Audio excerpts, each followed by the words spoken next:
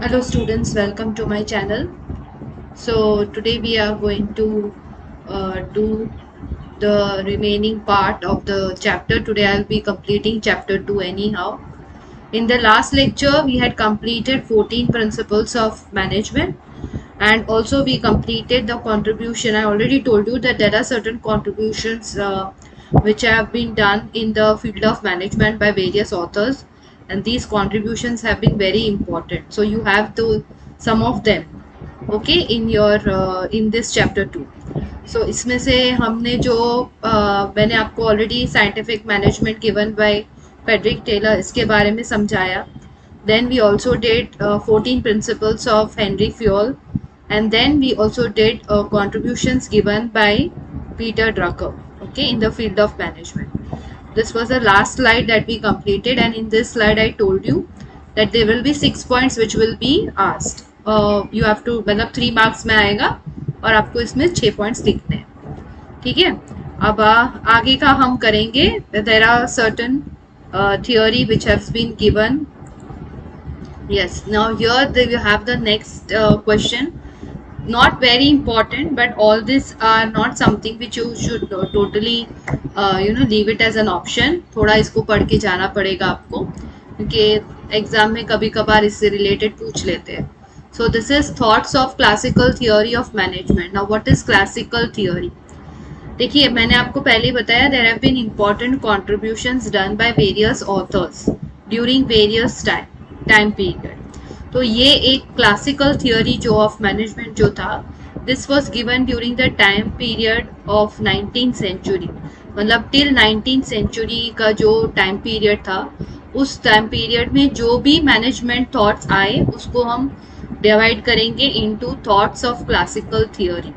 उसको बोला जाता है thoughts of classical theory. This thoughts was presented till the end of 19th century. Okay, अब इसमें ये किस तरह से पूछा जाएगा? This can come as a 3 marker and many a times this is asked in MCQ and all. How it will be asked, I'll just explain. So सबसे पहले तो इसको 6 points में मैंने खुद ने ही आपको 6 जो important points है इसके वो दे दिए, ठीक है. क्योंकि if you see the text book and all, तो टेक्स्ट बुक में तो बहुत सारा दिया है, पैराग्राफ में दिया है. सो तो उसमें से जो 6 पॉइंट इम्पॉर्टेंट है, that those points I have already written down in this slide, and ये 6 पॉइंट्स आप लर्न करोगे, this will be more then.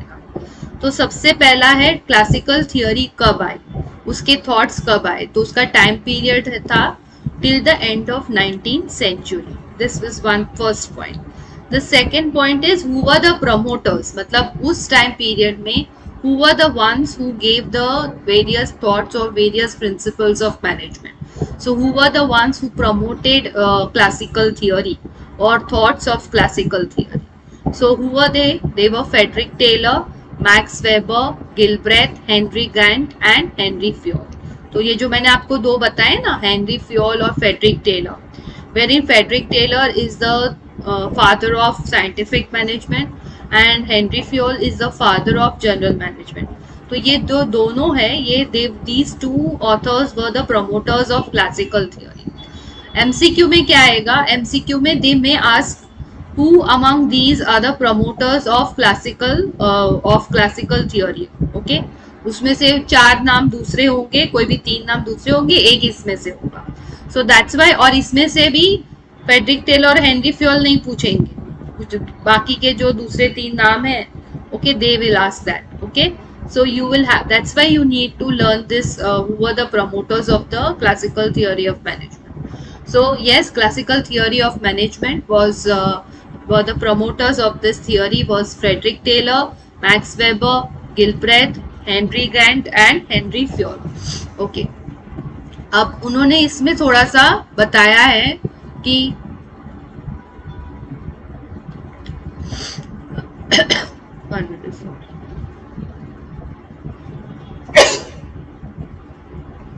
Excuse me. Okay, इसमें इन्होंने बताया है कि what were the principles of classical theory.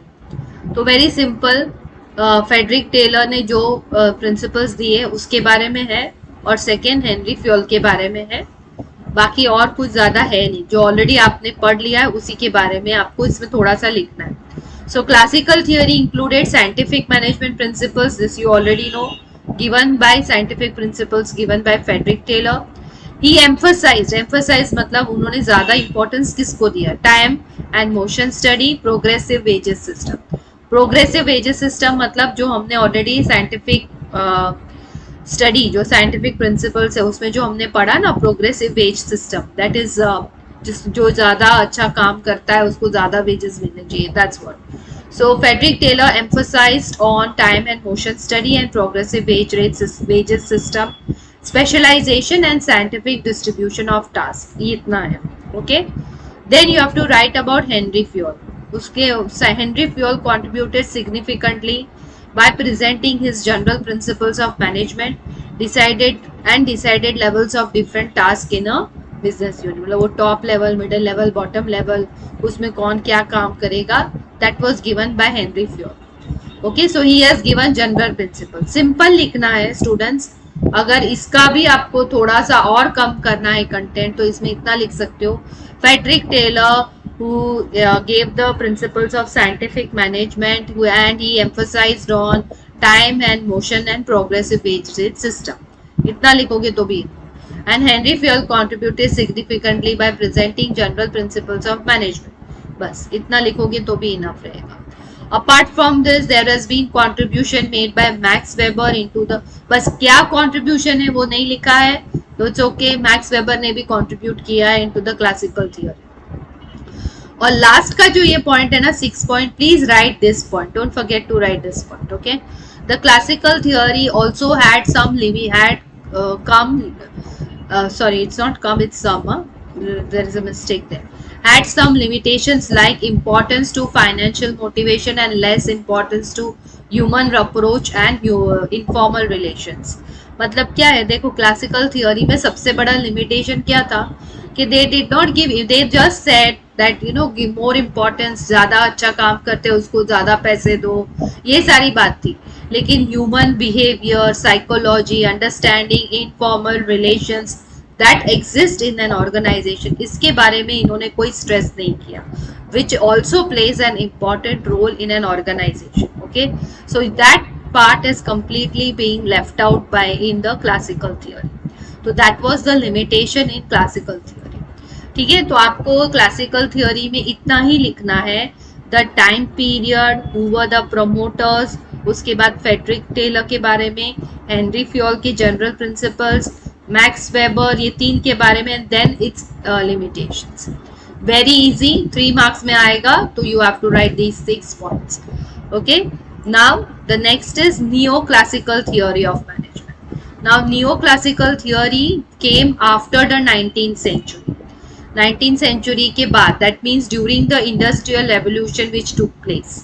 Okay, industrial revolution के वक्त this during the 19th century, मतलब at the end of 19th century. Okay, after that the neoclassical theory. अभी ये भी पूछते हैं कि 19th सेंचुरी तक कौन से थॉट्स थे मैनेजमेंट के, नियो क्लासिकल, क्लासिकल, मॉडर्न, ऐसे. ओके, एमसीक्यू में.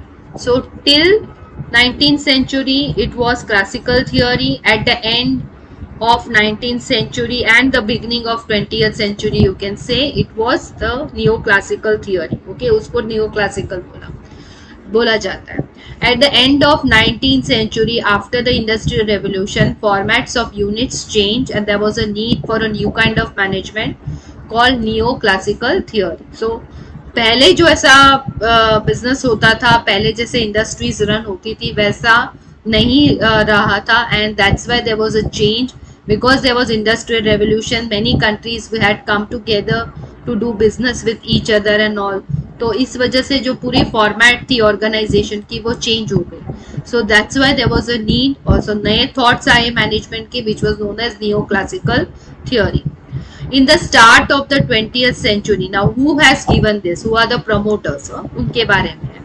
अब इसमें ना एल्टन मेयो का नाम आपको अच्छे से याद रखना है. Neo classical because this is also asked.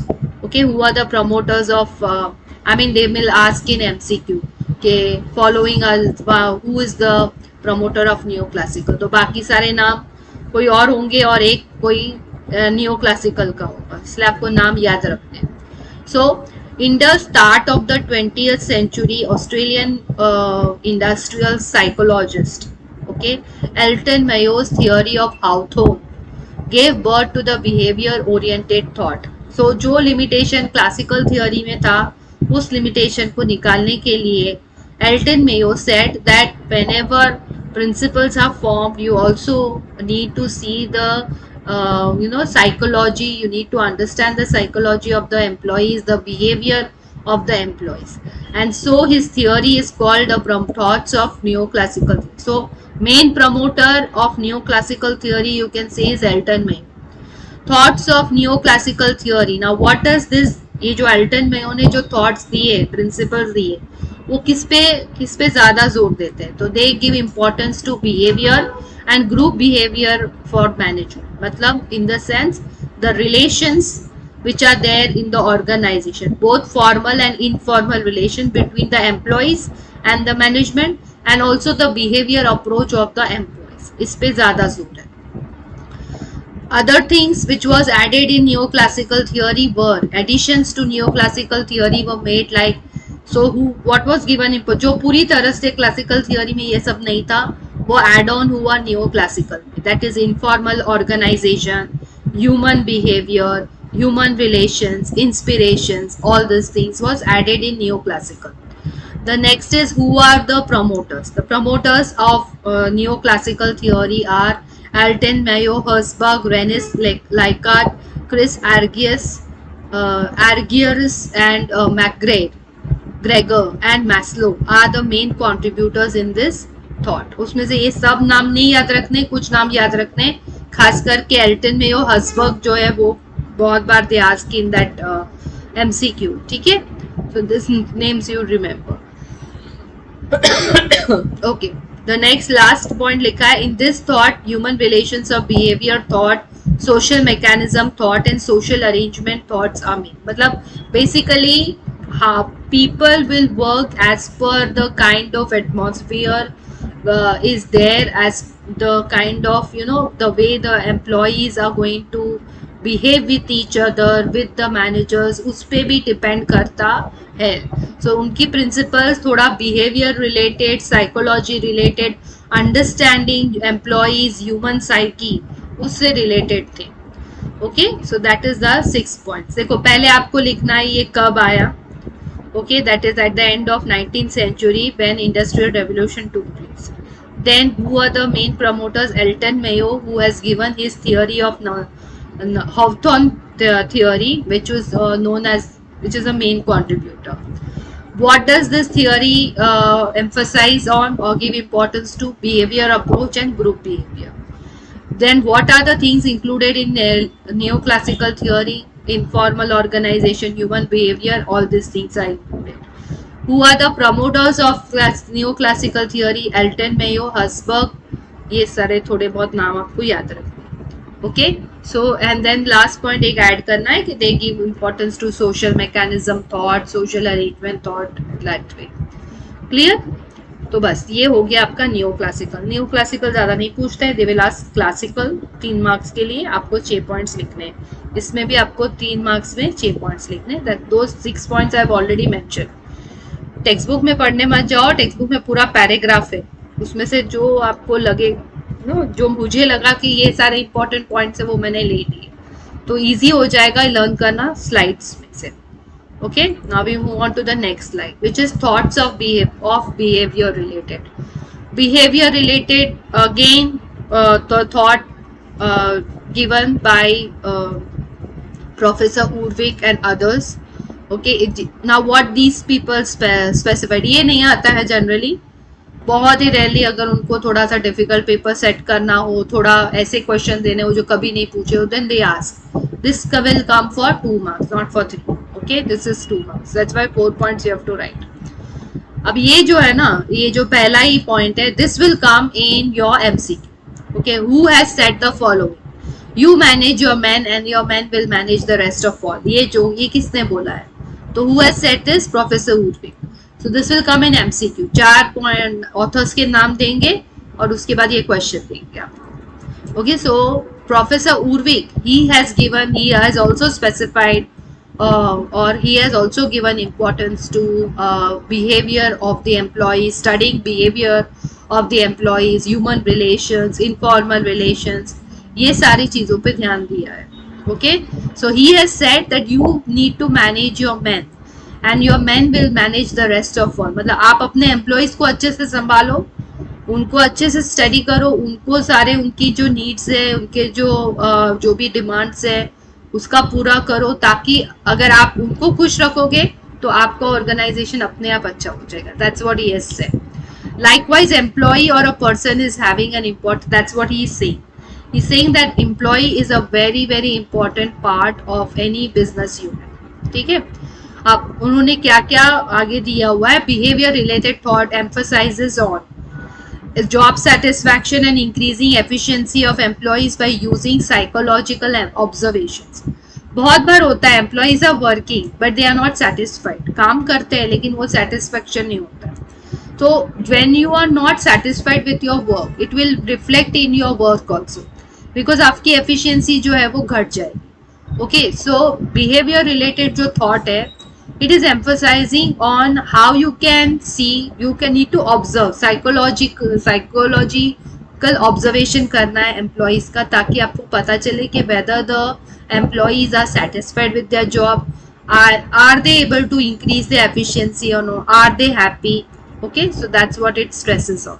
The next thing that it stresses on concepts. Now what are the concepts that you learn in behavior related?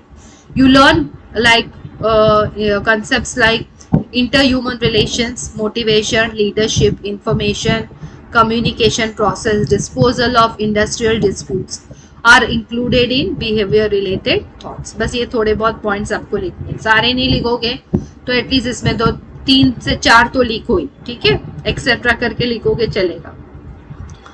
Now what does this approach is also having some limitation. Since this approach is psychological, economic parameters are totally neglected. मतलब ये जो behavior related thoughts है, ये सिर्फ एक ही चीज पर ध्यान दे रहे हैं, that is the psychology of the employees. उसको समझना, उनको how you can keep them happy, what makes them how their job is and how they are doing their work, उनको जॉब सेटिस्फैक्शन मिल रहा है या नहीं, लीडरशिप कैसी होनी चाहिए, मोटिवेशन कैसे दे, ये सारी चीज़ों पे. लेकिन वो इकोनॉमिक पैरामीटर्स को ध्यान नहीं दे रहे. मतलब जो कि economic parameters are also important.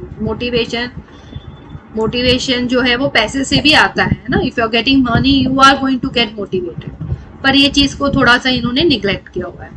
Also, as per some writers, human relations cannot be maintained at the cost of productivity, which is also a limitation of this approach. Yes, हर बार आप employees के बारे में सोच के नहीं रह सकते, अदरवाइज दैट विल बी. अभी एम्प्लॉयज़ का ह्यूमन साइको देखो तो समझो तो हो सकता है they don't want to work, they want to work lesser. अब उनको खुश रखने के लिए काम कम दो and it will cost your productivity. Company का प्रोडक्टिविटी अगर कम हो जाएगा तो ये तो फिर गलत होगा. Okay, so every time you cannot think about employee psychology and then give them the work and then see that they are satisfied. It is not possible every time. So that is one limitation of behavior related. So you have to talk about Professor Urvik. What does behavior related thought emphasize on? What are the concepts that you study, you can understand in behavior related, and what are its limitations. Okay. The last is modern thoughts of management. Thoughts of modern management. ये जो thought है इसमें सबसे पहला, इसमें modern management का जो father है, he is known as the father of modern management is Peter Drucker, who has given the contribution. अभी हमने पढ़ा ना जिसमें पहले ही स्लाइड में, पहले के जो लेक्चर की स्लाइड में पढ़ा था, contribution by Peter Drucker who has specified on MBO, that is management by objectives.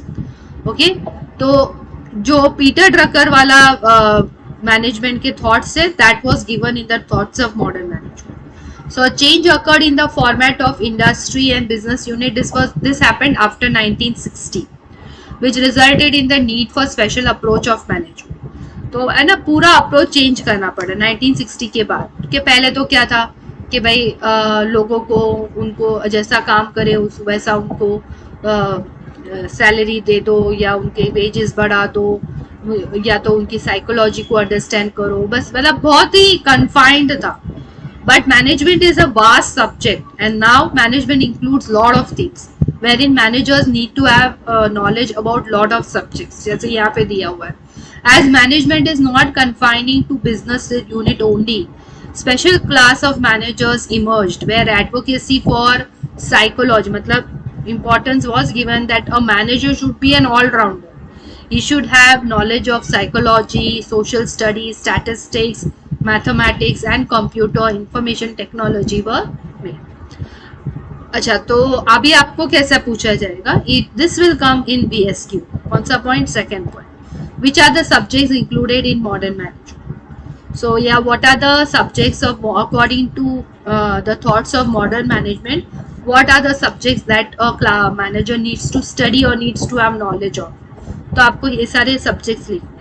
Okay, psychology, social studies, statistics, mathematics, computer, information technology, etc. And the last one is, who are the management gurus who have given the thoughts of modern management? It was given the management gurus who have contributed to the thoughts of modern management: Coates O'Donnell, then George Terry, Peter Drucker, William Auchi, C.K. Prahalad. Okay, these are the promoters of modern management. ठीक है, तो ये जो चारे नाम है ना, ये आपको नाम थोड़े याद रखने पड़ेंगे बिकॉज MCQ में भी they will ask you. Okay, now so with this I think we completed the chapter. Yes, we completed. So if you see students, in this chapter what you have studied, okay, if you see from the beginning, so first we studied what is the nature of principles of management. Okay, principles of management के क्या nature होना चाहिए, उसमें क्या क्या features होने चाहिए. Why is principles of management important? This we studied. Then we studied about scientific management, given principles of scientific management, which was given by Frederick Taylor, and he is also known as the father of scientific management. Okay, he gave उनके जो principles थे वो importance क्या था उनके principles का वो दिया है, वो हमने किया. This will come for 3 marks. Then we also studied about techniques which are used in principles of scientific management: time study, motion study and differential wage rate study. I already told you this will come for 2 marks या तो फिर 1 BSQ में आ सकता है. Then we studied principles of Henry Fayol. Okay, this 14 principles given by Henry Fayol, जिसमें उन्होंने 2 में divide किया है. एक इंडस्ट्री के लिए है, एक उन्होंने एक कॉर्पोरेट के लिए, ओके, ऑर्गेनाइजेशन के लिए. तो फॉर इंडस्ट्रियल पर्पस के लिए इंडस्ट्रियल यूनिट को इस तरह 6 एक्टिविटीज़ में आप डिवाइड कर सकते हो. फॉर मैनेजमेंट पर्पस आपको सिर्फ ये एक्टिविटीज़ के नाम याद रखने हैं, एक्सप्लेनेशन याद रखने की ज़रूरत नहीं है, नहीं आता है.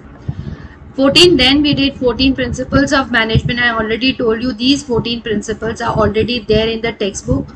बहुत सेल्फ एक्सप्लेनेटरी है और वैसे भी I will make it very clear, 14 principles of management will never be asked as a 5 marker. कभी नहीं पूछा जाता है. सबसे पहले तो ये क्वेश्चन 5 मार्क्स में, ये चैप्टर ही 5 मार्कर नहीं है, ठीक है. तो जो भी आएगा it will be individually asked. Like for example they may ask you explain the principle of authority and responsibility or unity of command or unity of direction, इस तरह से पूछा जाए, ठीक है. तो ये आप अगर, और मैंने जो बोल्ड में इसको जो किया हुआ है, जो फॉन्ट बोल्ड में है, those principles will are more commonly asked, okay, in exams. तो आपको वो अच्छे से टेक्स्ट बुक में से पढ़ने. So that's why I have not prepared a different slide for this, because text book में बहुत easily understand आप कर पाओगे और छोटा सा ही है, आप you will be able to learn from that. Okay, so this one thing you have to do from the text. Then we did the contributions which have been given by various authors during various times. तो पहला हमने ये, मैंने इसलिए पहले लिया है, ये आपको टेक्स्ट बुक में सबसे लास्ट में, but I have taken it first because this is important. This can come for 3 marks. Okay, contributions given by Peter Drucker in the field of management. And he has stressed on the, ये ना, ये बहुत important point है student. Third point, his main contribution was management by objective, because कैसे पूछते हैं, या तो they may ask as who has given the objective or sorry, who has given the principles of MBO. Okay, so you have to write Peter Drucker, or else they may even ask that what is the contribution or what was the contribution of Peter Drucker, मतलब Peter Drucker ने कौन से principle पे ज़्यादा जोर दिया है, तो he has given his contribution has been for management by objectives. ठीक है, and very important, please know, मैंने सारे आपको बताया. साइंटिफिक मैनेजमेंट के फादर है फ्रेडरिक टेलर, जनरल मैनेजमेंट के फादर है हेनरी फ्योल, मॉडर्न मैनेजमेंट के फादर है Peter. Then we studied about the various time period 19th century तक कौन से थॉट्स अप्लाई हो रहे थे मैनेजमेंट में. उसके बाद 20th सेंचुरी से कौन से थॉट्स अप्लाई हुए जहाँ पे ह्यूमन अप्रोच पे ज़्यादा जोर दिया. Then came the behavior related thoughts, okay, और उसके contributions, and then came the modern management, okay, जिसमें various managers are expected to have knowledge about various subjects. अब इसमें है ना, देखो मैं एक बात वापस बोल देती हूँ, बिहेवियर रिलेटेड आप नहीं, ये इसको स्किप कर दो तो चलेगा, ये नहीं पूछे जाते. ठीक है, इसके बाद की जो स्लाइड है ये, इसमें दे will ask you this particular. Okay, and who are the promoters, and these promoters names you need to know the name of the promoters. कभी कभी मॉडर्न मैनेजमेंट में कौन कौन से promoters है पूछ लेते हैं, तो you need to know the names. Okay, बस ये दोनों चीजें आपको याद रखनी है. Clear? So this then the chapter gets over. Now I will move on to the yes, I want to move on to the exercise part of this chapter, so that we complete this chapter also, and I'll start with chapter number 3 in the next lecture, which is planning. And I know I have not been very regular in posting my videos, okay, on YouTube, so I will be more regular from now on, okay, and I'm very sorry for that. You need to keep on waiting for my videos and all, but yes, please, if you're students, it's my request to all of you, if you're liking my video, you're watching my video, or watch मतलब अच्छे से पूरा video अच्छे से देखो, ऐसा नहीं कि बस फास्ट फॉरवर्ड करके देख लिया, ऐसे मत करिए, तो फिर नहीं समझ में आएगा ये चैप्टर. ठीक है, थोड़ा मुझे पता है वीडियो मेरा एक एक वीडियो सभी 35-40 मिनट्स का होता है, बट देखोगे तो ही समझ में, पूरा वीडियो नहीं देखोगे तो फिर you will not be, half knowledge is always going to be very थोड़ा सा आपको लिए डिफिकल्ट हो जाएगा लर्न करना. So what do you do as students? You need to watch the video properly. सबसे पहले. Secondly, if you're liking my video, please comment on it so that I come to know कि okay, these are my students who have, these are the people who have actually seen my video, because I'm not able to make out कि whether your people are seeing my videos or no. views आ रहे हैं, लेकिन ऐसा लग नहीं रहा है you regular videos देखते हो. तो please see the videos on a regular basis and comment, और कोई भी डाउट हो please send me a message, मतलब कमेंट सेक्शन में उसको कमेंट कीजिए. सब्सक्राइब कीजिए मेरे चैनल को, बहुत बार वीडियोस देख लेते हो लेकिन आप सब्सक्राइब नहीं कर रहे हो, तो subscribe to my channel also, help grow my channel. So see, आप लोग नहीं मुझे कुछ भेजोगे ना, मुझे कोई फीडबैक नहीं आएगा स्टूडेंट्स, तो मुझे नहीं पता चलेगा कि मैं जो एफर्ट्स डाल रही हूँ वो एफर्ट्स आप तक पहुँच रहे हैं या नहीं पहुँच रहे, तो ना मेरा भी थोड़ा सा मोटिवेशन डाउन हो जाता है कभी कभी. So if you are liking my videos, if you are seeing my videos, subscribe to it, send a comment. मैं पॉजिटिव कमेंट की बात नहीं कर रही हूँ, मुझे सिर्फ कमेंट करिए कि भाई आपने वीडियो देखा नहीं देखा, और देखा तो कुछ डाउट है, then please ask me in the comment section, I will always reply to you. Okay now चलो, इनफ ऑफ ऑल दैट, मैंने अपना बोल दिया जो बोलना था. अब हम एक्सरसाइज पे आते हैं.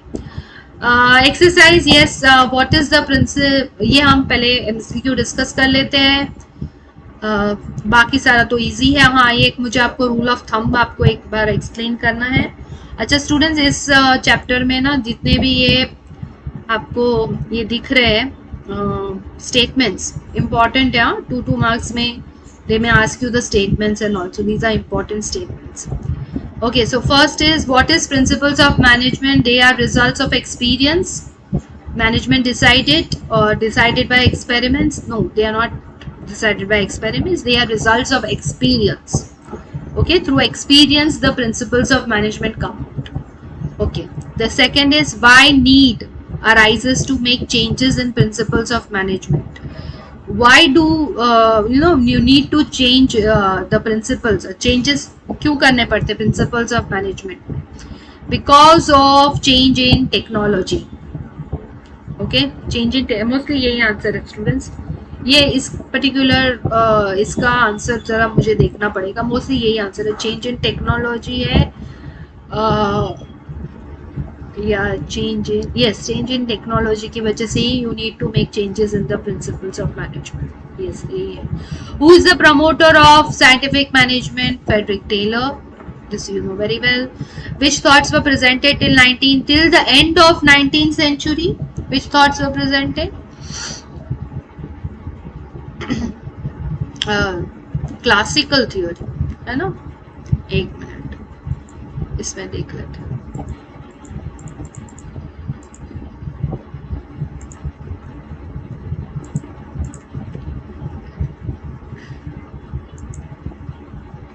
टिल द एंड लिखा है. टिल द एंड का मतलब क्लासिकल थियोरी. ठीक है. So you will the answer for this is classical theory. Classical. Who was the promoter of neoclassical thought? Neoclassical thought किसने दिया है? Herzberg, Henri Fayol, Frederick Taylor, Elton Mayo. किसने दिया? इसमें एल्टन मेयो है. Elton Mayo. Neoclassical theory given by Alton Mayo. Yes. Clear?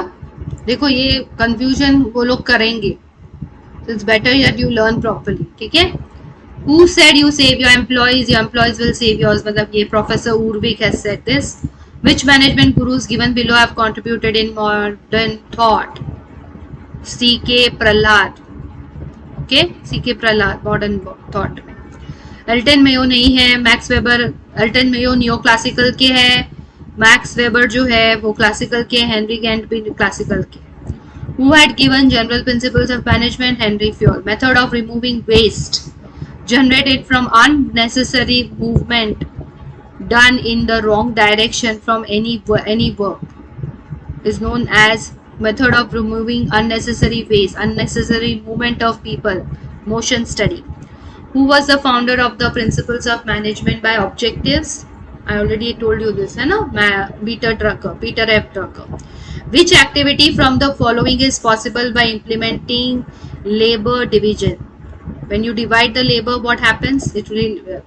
अगर आप काम को डिवाइड कर दो लेबरर्स के बीच में तो इससे क्या होता है? स्पेशलाइजेशन.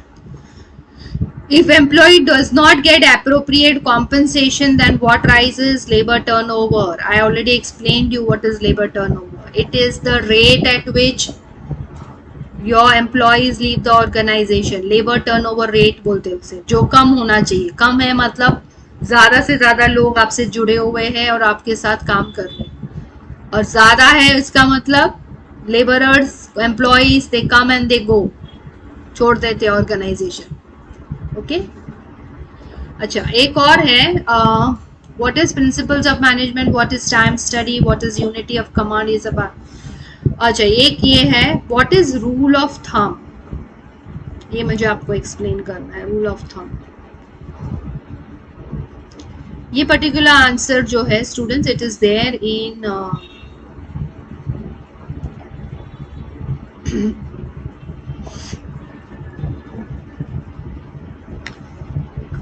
साइंटिफिक मैनेजमेंट वाला पॉइंट था ना. Yes, this is called rule of thumb. इसके ये आंसर के लिए ना थोड़ा सा आपको फ्रेडरिक टेलर के बारे में समझना है. Frederick Winslow Taylor was an American engineer and he has made an important contributor. He is an important contributor in classical theory. He had joined as an apprentice in a factory. Apprentice मतलब क्या? एक trainee. लेकिन trainee क्या? Trainee in the sense ही वो कुछ ना कुछ उनको पैसे मिलते हैं अप्रेंटिस को. ऐसा नहीं कि मुफ्त में वो ट्रेनिंग देते हैं. मतलब पैसे मिलते हैं, उनको पैसे नहीं देने होते. ऑन द जॉब ट्रेनिंग लेते हैं ना एज एन अप्रेंटिस, जैसे तो कुछ ना कुछ सैलरी नहीं मिलती बहुत ज्यादा, लेकिन थोड़ी कम मिलती है, लेकिन दे गए। ओके, सो बट वो उनका मेन ऑब्जेक्टिव सैलरी पैसे कमाना नहीं होता है। They join the organisation to learn the work. Okay, so yes, he had joined a factory as an apprentice. Then he became a manager in Bethlehem steel company. Now at that point of time he realized that there are two classes of workers. there are two classes, एक है owners और एक है workers, और दोनों के बीच में है ना उनके ऑब्जेक्टिव्स में ना बहुत ज्यादा क्लैशेस है। Okay, owners means managers whose main purpose is optimization of profit and wealth, while employees are interested in higher wages and job satisfaction. So as a result, what happens, there is a conflict that arises in maintaining harmony between the two groups. Frederick Taylor challenged this traditional method and started to develop a new method. Workers were asked to work as per the order in the traditional method, which was called as a rule of thumb. Rule of thumb मतलब थम जो बोलेगा वही होगा, owners, wherein owners were exploiting the workers. ठीक है, और दोनों के बीच में there was a lot of conflict. okay, जिसमें so that is what is rule of thumb. There is no voice of workers, there is dominance of owners increased. बस this is what is rule of thumb. आपको इतना लिखना है। उसके बाद वो challenge करने के लिए Frederick Taylor came out with a new concept, okay, which was known as the scientific management. Clear? तो ये आपको आंसर आ जाए। ठीक है, so we completed this chapter. Okay, we have already done, complete हो गया है। अब I hope you have understood this. Now from the next lecture onwards we are going to directly start with planning chapter. ठीक है, I hope you have liked my lecture. अच्छा लगा हो तो please like, share करो, let the video, share this video, share this channel with your friends and others also. And if you find it beneficial, then you share it with others so that others can also benefit from my video. Hope students you have liked my video. Please subscribe to my channel if you haven't. Please like my videos, or and please comment on my videos. Thank you everyone. Have a nice day.